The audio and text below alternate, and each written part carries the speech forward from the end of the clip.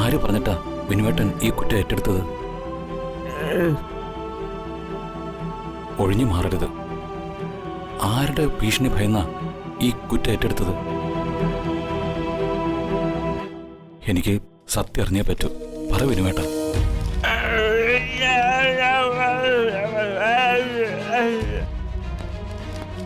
ആരുടെയും ഭീഷണിയില്ലാതെ വിനുവേട്ടൻ സ്വയം കുറ്റം ഏറ്റെടുത്തതാണെന്നോ? കള്ളം പറയരുത്. അങ്ങനെ ഒരു കാരണമില്ലാതെ ചെയ്യാത്ത കുറ്റം ഏറ്റെടുത്ത് വെറുതെ തല്ലുകൊള്ളേണ്ട ഒരു കാര്യമില്ല വിനുവേട്ട. മറ്റാരുടെ നിർബന്ധം മൂല ഇത് ചെയ്തിരിക്കുന്നത്. പറ വിനുവേട്ട, ആരിതിന്റെ പിന്നിൽ നിന്ന് കളിക്കുന്നത്? പ്ലീസ് എന്നോട് സത്യം പറയാ.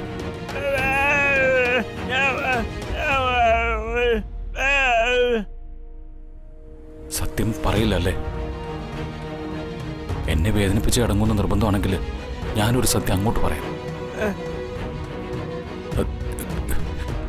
രാജീവിനെ കാറടിച്ച് കൊലപ്പെടുത്തിയത് ഞാനാ, വിനുവേട്ടനല്ല. അതെ, അതാണ് സത്യം.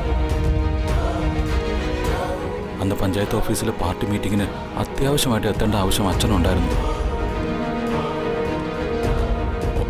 ഓവർ സ്പീഡിൽ കാർ ഓടിച്ചത് ഞാനായിരുന്നു.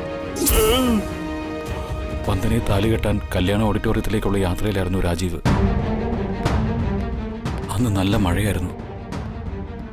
അച്ഛൻ്റെ നിർദ്ദേശപ്രകാരം ഓവർ സ്പീഡിലാണ് ഞാൻ വണ്ടി ഓടിച്ചിരുന്നത്. പെട്ടെന്ന് എൻ്റെ കാറിന്റെ നിയന്ത്രണം വിട്ട് രാജീവിന്റെ കാറിൽ വന്നിടിച്ചു.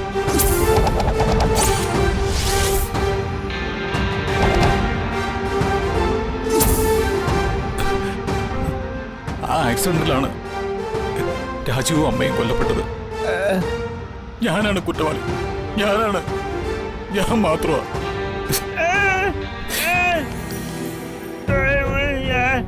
ഇല്ല, അങ്ങനെ ചെയ്യാത്ത കുറ്റം ഏറ്റെടുക്കാൻ ഞാൻ സമ്മതിക്കില്ല. വളരെ വളരെ വൈകിയ ഞാൻ ഈ സത്യം അറിഞ്ഞത്. അന്ന് കാറിൽ കൂടെ ഉണ്ടായിരുന്ന അച്ഛൻ്റെ നാവെന്ന് കേട്ടപ്പോഴാണ് എനിക്ക് സത്യം ബോധ്യപ്പെട്ടത്. കുറ്റം ഏറ്റെടുക്കാൻ കഴിയാത്ത അവസ്ഥയിൽ മനസ്സ് നീറി കഴിയായിരുന്നു ഞാൻ. ഇനിയും എനിക്ക് വയ്യ. എന്റെ മനസ്സാക്ഷിയോട് എനിക്ക് നീതി പുലർത്തണം. അതുകൊണ്ട് വിനുവേട്ട, ഞാൻ ഈ കുറ്റം ഏറ്റെടുക്കാൻ പോവാം.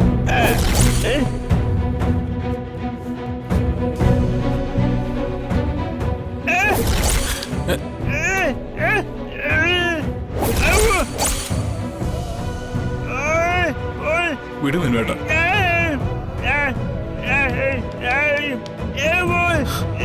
വിടു വിനുവേട്ട. വിട് വിനുവേട്ട. വിടാൻ.